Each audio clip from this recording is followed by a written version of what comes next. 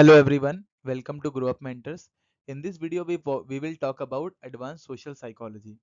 So this lecture is going to be very significant though for those who are doing graduation in psychology and masters in psychology, and especially for those who are preparing for the competitive examination. चलो चलिए start करते हैं। इसमें हम देखेंगे कि advance social psychology basically होती क्या है और इसका क्या रियल लाइफ इम्पैक्ट है हमारी ज़िंदगी में। तो सबसे पहले हम लोग बात करते हैं कि साइकोलॉजी जो है वो ह्यूमन बिहेवियर और मेंटल प्रोसेस का साइंटिफिक स्टडी है। कि हम ह्यूमन बिहेवियर और मेंटल प्रोसेस को जब साइंटिफिकली स्टडी करते हैं तो उसको हम साइकोलॉजी कहते हैं।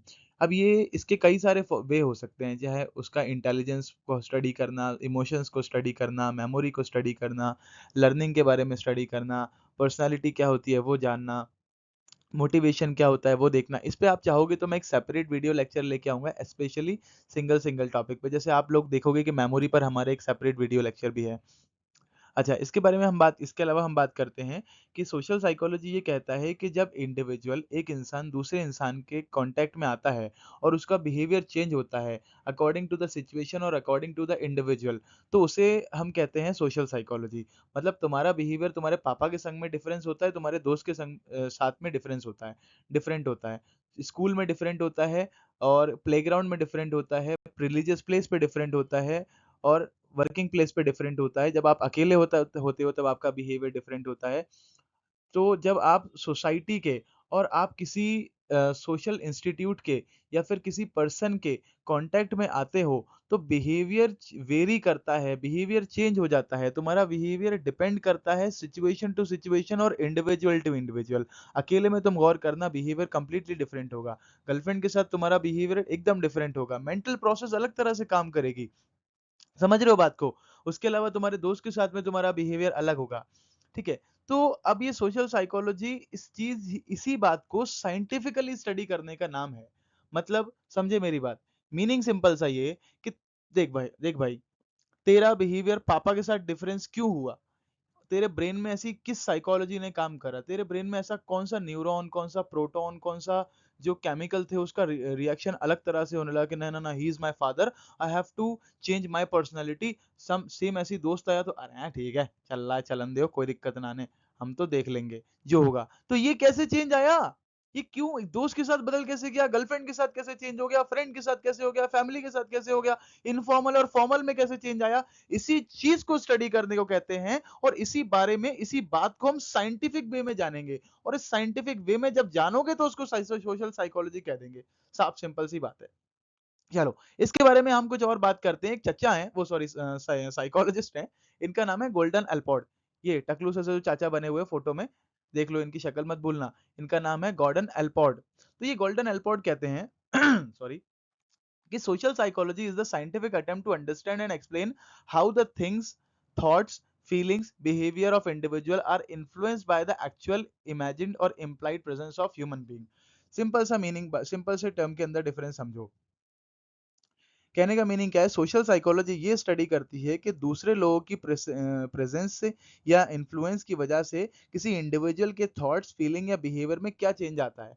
तो चाचा ने क्या बोला, सुरीले चाचा ने, कि किसी के प्रेजेंस होने की वजह से या किसी के एब्सेंस होने की वजह से तुम्हारे बिहेवियर में क्या चेंज आ रहा है, तो उसे हम कहेंगे एडवांस सोशल साइकोलॉजी। अब ये चाचा कहते हैं कि सोशल साइकोलॉजी जो है, सॉरी, प्रेजेंस जो है वो तीन टाइप की होती है। एक एक्चुअल प्रेजेंस होती है, दूसरा आपकी इमेजिन्ड प्रेजेंस होती है और तीसरा आपकी इम्प्लाइड प्रेजेंस होती है। देखो, एक्चुअल प्रेजेंट का सिंपल सा मीनिंग है कि अभी आपके सामने मैं आके बैठ जाऊं या फिर आपके सामने कोई दूसरा, आप किसी दोस्त के साथ में खड़े हो, तो आपके लिए जो वो बंदा रियली सामने प्रेजेंट है ना, एक्चुअली में प्रेजेंट है, किसी के सामने एक्चुअली रियलिटी में प्रेजेंट हो, तो उसे हम कहेंगे एक्चुअल प्रेजेंस। सिंपल सी बात है कि टीचर क्लासरूम में लेक्चर ले रहा है, टीचर और स्टूडेंट एक दूसरे के आमने सामने है, उसको एक्चुअल प्रेजेंट कहेंगे। इमेजिन प्रेजेंस का मतलब होता है, तुम एक बढ़िया पार्टी में गए, ठीक है, या 7 स्टार होटल था, वहां पे तुम्हारे सर में खुजली मची, अब तुम सर खुजा रहे हो ऐसे करके, तो तुम्हारे दिमाग में एक थॉट आएगा कि यार कोई देख तो नहीं रहा मेरे को, ये वियर्ड तो नहीं लगेगा। या सेम ऐसी ही तुम्हारी जिप खुली है, तो अब तुम जब अपनी जिप लगा रहे हो या कुछ भी कर रहे हो, फॉर एग्जाम्पल लाइक नाक में उंगली कर रहे हो, कान खुजा रहे हो, तो तुम्हारे मन में आएगा कि अरे यार कोई देख तो नहीं रहा, कोई जज तो नहीं करेगा। तो उसके बिहाफ पे जो तुम्हारा बिहेवियरल चेंजेस हो रहे हैं, बट वो अब गौर करना इस बात पर, वो फिजिकली प्रेजेंट नहीं है, वो इमेजिन में प्रेजेंट है तुम्हारे, कि कोई देख तो नहीं रहा। कोई सोच तो नहीं रहा, कोई कुछ बोलेगा तो वही 4 लोग क्या कहेंगे वाली सिचुएशन। नेक्स्ट वन बात कर ल सॉरी लास्ट वन बात करते हैं इम्प्लाइड प्रेजेंस। भाई इम्प्लाइड प्रेजेंस वो चीज़ होती है कि जब दूसरा पर्सन डायरेक्टली प्रेजेंट नहीं होता, लेकिन सोसाइटी के रूल्स, नॉर्म्स, रेगुलेशन के अकॉर्डिंग और एक्सपेक्टेशंस के अकॉर्डिंग ह्यूमन बिहेवियर को इन्फ्लुएंस करती हैं वो चीज़ें। मिसाल के तौर पर तुम ट्रैफिक रूल क्यों नहीं तोड़ते? क्योंकि तुमको पता है कि अगर तुम ट्रैफिक रूल तोड़ोगे तो पुलिस आके फटके लगाएगी। तुमको पता है कि तुम इनकम टैक्स क्यों भर देते हो? तुमको क्योंकि अगर इनकम टैक्स नहीं भरोगे तो आके रेड पड़ेगी घर पर, लैपटॉप भी उठा के ले जाएँगे तुम्हारा, ठीक है? सेम उसी तरह से जो भी तुम रूल्स, रेगुलेशंस, नॉर्म्स ये सब चीज़ें फॉलो कर रहे हो, वो इम्प्लाइड प्रेजेंस की वजह से कर रहे हो। आज देखो सिंपल सी बात बोलूँ, आज हर इंसान में एग्रेशन है, फ्रस्ट्रेशन है, गुस्सा क आता है, बदला लेने की मैं क्या बोलता हूँ उसको हिंदी में भावना है। किसी ने एक इंसान ने दूसरे इंसान को घुसंड मारा रोड पर। अब वो रिप्लाई में घुसंड नहीं मारता, वो बोलता है कि I will see you in court. क्यों बोलता है? क्योंकि उसको पता है अगर मैंने भी घुसंड मारा तो मेरा गुस्सा ज़्यादा बढ़ जाएगा, ये 2 घुसंड और मारेगा, फिर मैं 5 घुसंड मारूँगा और मैंने अगर ज़्यादा मार दिया तो he will go for my FIR. अब वो एफआईआर हो जाएगी, तो एफआईआर की वजह से उसकी लाइफ खराब हो जाएगी पर्सन की। तो इसलिए जो इम्प्लाइड प्रेजेंस है, एक इंसान दूसरे इंसान को नहीं मार रहा है कि कोई लॉज़, कोई नॉर्म्स, कोई सोसाइटल ये एक्जिस्टेंस हैं और इसका कहीं न कहीं एक जो हम कह सकते हैं एक रियलिटी एग्जिस्ट करती है मेरे माइंड में, जो मुझको आगे उस काम को करने से रोकती है। नेक्स्ट वन हम बात करते हैं कुछ इम्पोर्टेंट मेन कैरेक्टरिस्टिक्स की। Characteristics of social psychology. देखो भाई, लिखा है नेचर, मैंने बोला कैरेक्टर।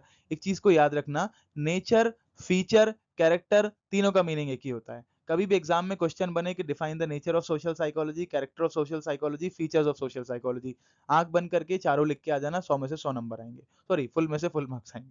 मैं भी क्या बोल जाता हूँ कभी कभी। चलो, तो फर्स्ट वन हम बात करते हैं सोशल साइकोलॉजी क्या है। ये साइंटिफिक इन नेचर है। साइंटिफिक क्यों है भाई नेचर के अंदर? ये साइंटिफिक इसलिए है नेचर के अंदर, जब सोशल साइकोलॉजी, हाँ, सोशल साइकोलॉजी साइंटिफिक का साइंटिफिक मेथड्स का यूज़ करती है, जैसे कि रिसर्च करना, ऑब्जर्वेशन करना, एक्सपेरिमेंट करना, सर्वे करना और किसी अदर रिसर्च मेथड के थ्रू ह्यूमन बिहेवियर को स्टडी करना, ठीक है? इसलिए हम कहते हैं कि ये साइंटिफिक नेचर में है। दूसरा हम बात करते हैं कि ये इस इंडिविजुअल के बिहेवियर को स्टडी करती है।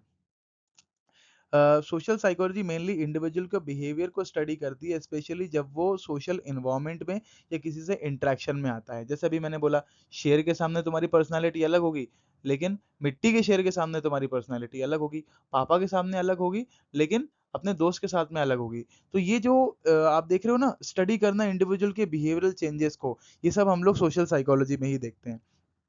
फ्रेंड के साथ, फैमिली के साथ, टीचर के साथ, मीडिया में etcetera etcetera, there can be so many examples.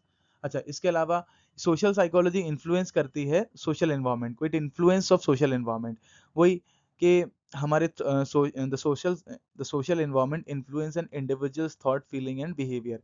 Family के साथ में अलग है, फ्रेंड के साथ में अलग है, मीडिया के साथ में अलग है, टीचर्स के साथ में अलग है। यही सब जो बात मैं अभी इतनी देर से बोलता हुआ आ रहा हूँ, इसी चीज़ को आप पॉइंट बाय पॉइंट लिख कर भी आ जाओगे तो भी आपके मार्क्स कहीं नहीं गए, ये मेरी गारंटी है। नेक्स्ट वन हम बात करते हैं interaction between the individual and society. देखो भाई, सोशल साइकोलॉजी ये समझने की कोशिश करती है कि इंडिविजुअल सोसाइटी को कैसे इन्फ्लुएंस करता है और सोसाइटी इंडिविजुअल को कैसे इन्फ्लुएंस करती है। ये जो सोशल नॉर्म्स बना रखे हैं ना, कि मुझे सोसाइटी में जाना है तो मुझे अपनी पर्सनालिटी चेंज करना पड़ेगी। How society is influencing you and how you are influencing the society. तभी तो कहते हैं कि जैसा देश वैसा भेष, जैसा संग वैसा रंग।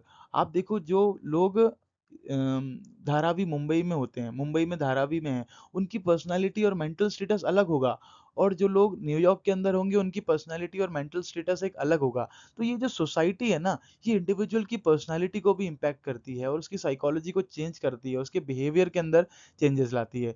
तो यही थे आपके main important character of social psychology. Hope आपको ये लेक्चर पसंद आया होगा। So first of all thank you so much for watching this video. अगर आपको ये वीडियो लेक्चर अच्छा लगा है तो लाइक करें, कमेंट करें और अपने दोस्तों के साथ शेयर करें और सब्सक्राइब ज़रूर करके जाएँ। अगर आपको इसी लेक्चर पे और वीडियो, अगर इसी टॉपिक पर और वीडियो चाहिए तो आप मुझे कमेंट में बताइए।